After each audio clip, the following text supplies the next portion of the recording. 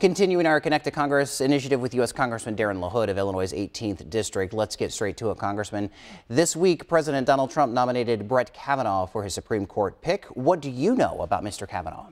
Well, I think it was an excellent choice. Brett Kavanaugh is somebody that will stand up for the Constitution. He's somebody that will stand up for the rule of law.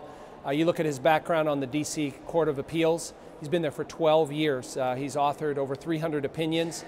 He is somebody that is what you want on the Supreme Court. He's a person of integrity, someone that's committed to the law. He's got a great reputation throughout his career. So I'm excited about the pick. I give the president a lot of credit for going through his due diligence. He spent 2 weeks reaching out to all types of people, Republicans and Democrats, and I think he picked the right person. And I also like the fact that Brett Kavanaugh is a real person. You look at his family, you look at his 2 young daughters, the fact that he's coached his daughters, been involved with his community. That's the kind of person you want on the Supreme Court. So I look forward to a good confirmation hearing. I think he will do very well, and hopefully we can get him seated on the court sometime in the next 60 days. President Trump scheduled to meet with Russian President Vladimir Putin later this week. What do you hope comes from this meeting? Well, listen, I think the president having the meeting, I think, is a good, positive thing. But let's remember, Putin is not our friend. Putin is not democratically elected. They are working against us in many areas of the world, whether it's in the Middle East and Syria in particular, whether it's supporting Iran and the work that they do, and working against us in Eastern Europe here, Eastern Europe. So I think you got to be very cautious in that engagement. But if there's some good dialogue that can come out of that, then that's good. And what are you hearing from your constituents about the newly imposed tariffs from China and potentially from the European Union? Yeah, I have real concerns about the direction we're headed, particularly with our farmers. The retaliation by the Chinese against soybeans and corn and pork bellies. I think we're headed down a very dangerous path here. I've been very vocal with this administration that we cannot end up in a trade war. A long-term trade war is not good for our farmers. It's not good for our manufacturers, whether that's Caterpillar or John Deere or Boeing.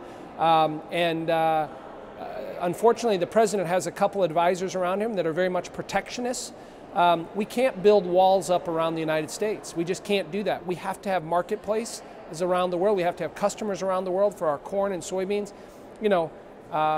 30 to 40% of the corn and soybeans grown in central and west central Illinois go around the world every day. And we have a trade surplus in agriculture around the world. So I think we need to pull back a little bit, be more strategic and precise in going after the Chinese, get with our like-minded allies to go after the Chinese. But getting in a full-out trade war is going to have a detrimental effect on our farmers. And what about the Farm Bill? You cover a largely agricultural area. How concerned should the people here at home be about the lack of a Farm Bill? I was happy and I supported the Farm Bill on the House side. Senate passed a different version. We'll now go to conference on that. We have to get a Farm Bill done. The Farm Bill will run out at the end of September. We authorize this every 5 years. A lot of good provisions in this bill. 85% of the bill that we passed is bipartisan.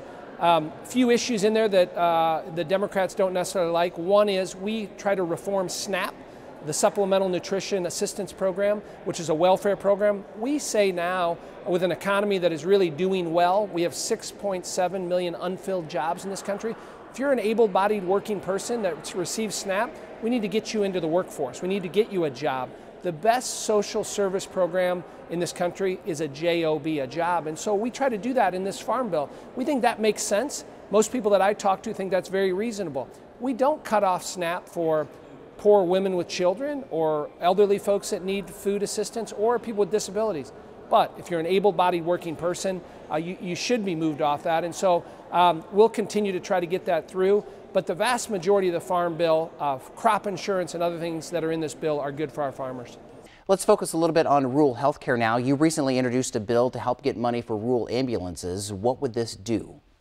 Yeah, on the Ways and Means Committee where I serve, we've introduced a bill that will help with rural ambulance service. Vitally important that we have 24/7 access to an ambulance. When you call 911, that an ambulance could be there. In the past, we've had some changes when it comes to how Medicare funds that. And so our bill, what it does, it assures that our EMS, that our ambulances can be there in rural America and areas that are in need of ambulance services. And so our bill was introduced in a bipartisan way. I introduced it with my colleague from Alabama, Representative Sewell, and we believe that we'll have strong bipartisan support through the Ways and Means Committee and get it on the House floor to make sure that we have that service there for people all throughout my district and across the country. And finally, another bill you recently introduced would strengthen the historical rehabilitation tax credit.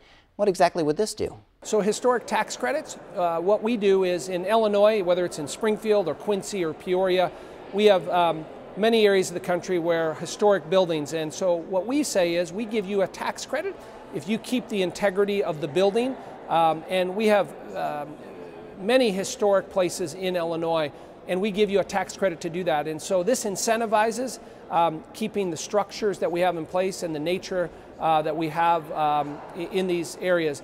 Again, bipartisan bill through the Ways and Means Committee, a good way to make sure that we protect those significant buildings and structures throughout Illinois and across the country to do that.